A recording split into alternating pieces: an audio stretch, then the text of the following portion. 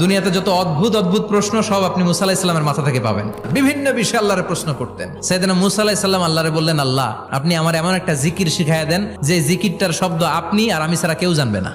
দিনে রাতে সব সময় এই জিকির আমি করব, আপনারে ডাকবো, কিন্তু শর্ত হলো এই জিকিরটা জানবে শুধু আপনি আর জানবো শুধু আমি। আল্লাহ বললেন, মুসা পড়ো লা ইলাহা ইল্লাল্লাহ।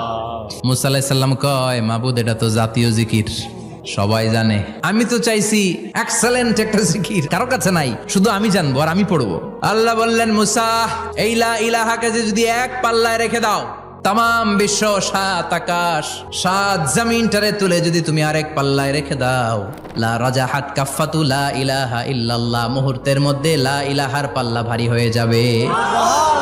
ও মুসা, তুমি যতই এক্সক্লুসিভ জিকির চাও, লা ইলাহার চেয়ে দামি জিকির আমার কাছে নাই।